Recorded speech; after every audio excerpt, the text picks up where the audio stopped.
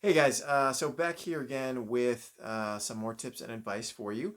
This video is going to be focused on hygiene for Brazilian Jiu Jitsu, specifically on how many gis you should have in order to train, how often you should wash your gis, how often you should wash your belt, and just some other tips to be a little bit more hygienic on the mat when you're training, and so that your partners want to continue to train with you and you don't get the rep in the gym as the smelly guy.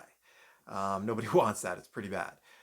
So let's get right to it. Listen, you want to make sure that you at least have 3 gis. This way, you'll always have at least one clean gi that you're wearing to class. You do not want to wear the same gi that you did not wash to class every single class. It's disgusting. It breeds germs. You're going to stink. You don't want that. You want to also be washing your belt. The belt you can get away with not washing for a little bit. I would advise to wash your belt often. I know the whole thing is, hey, you wash your belt, you wash away the knowledge, and we don't wash the belt and all this stuff. Listen, wash your belt. If you're, if you can't, get to doing it every single class, at least put it on, some sort of time schedule to at least, once or twice a month, the belt is getting washed. Your belt can stink and breed germs just as bad as the gi can.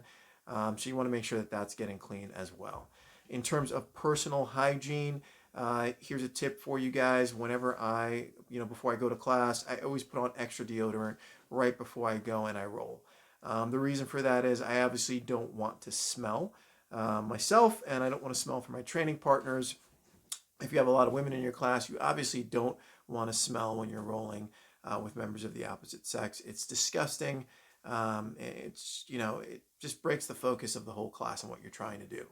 You want to make sure that your fingernails are also kept short. You do not want to be going out there and scratching your opponents to death. You want to be submitting them. You do not want to be cutting them into 1,000 pieces. So please cut the nails. Do not cut your nails 5 minutes before class. That is disgusting. Do not do it in the locker room. Go do it at home. Do it in the bathroom or something away from other people. But cut your toenails, cut your fingernails. Deodorant right before you jump onto the mat. And make sure that you have a clean gi for every time that you roll. In terms of how you want to do things right after class, obviously, if you have the ability, if you have showers at your gym, shower right after class. The sooner you can, get yourself clean, obviously you're going to feel better, and the risk of skin disease goes way down.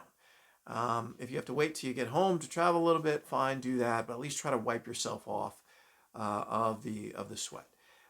In terms of hygiene for your school and what you should really be expecting from a school that you're in, you want that mat to be clean.